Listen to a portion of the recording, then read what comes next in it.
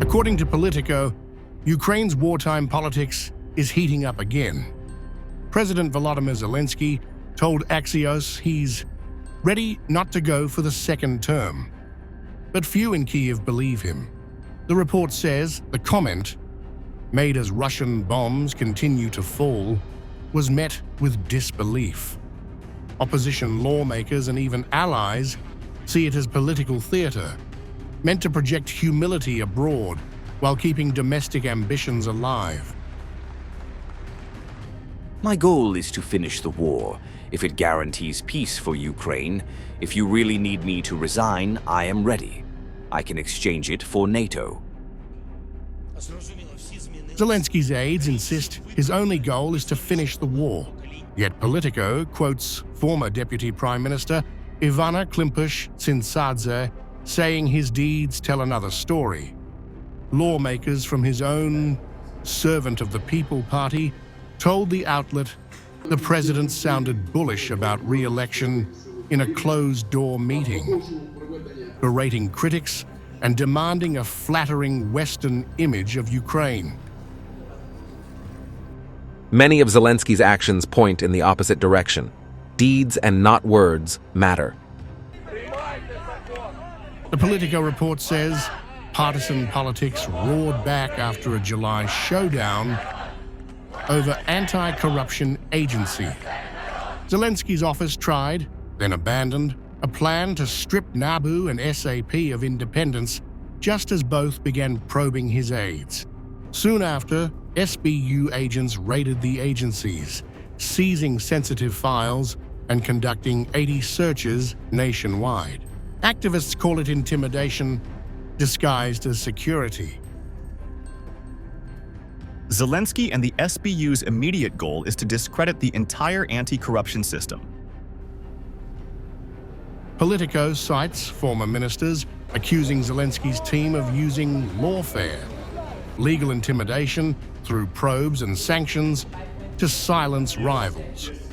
After his 2019 victory, over 20 cases were opened against ex-President Petro Poroshenko, and this February, his assets were frozen.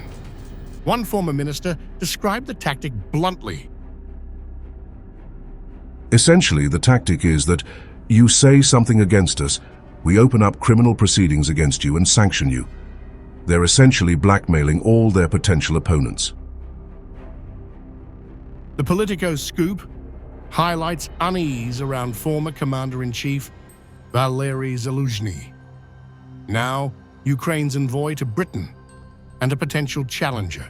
A summer poll cited by the report puts Zelensky at 35% and Zaluzhny at 25%. Sources told Politico that prosecutions of former generals may be used as leverage. Last week, Zaluzhny appeared to break his silence. Criminal cases against generals for losses endured in 2022 is a potential leverage that presidential aides are weighing to use against Zaluzhny. The losses had been devastating and the gains only marginal. Under martial law, elections remain constitutionally banned. Yet Politico says Zelensky's aides are exploring legal paths to a post-ceasefire vote. For Washington and Brussels, the optics are awkward. Ukraine hailed as a democracy under siege, yet reports of raids, gags, and sanctions keep surfacing. The report notes growing unease among Western partners about these contradictions. The effort to halt probes into allies is now seen as part of a rough campaign by the president's office to prepare for an election by ensuring opponents are disadvantaged. As Politico concludes, partisan politics has come roaring back to Ukraine. Behind the front line, Zelensky's allies and critics are already maneuvering for post-war power.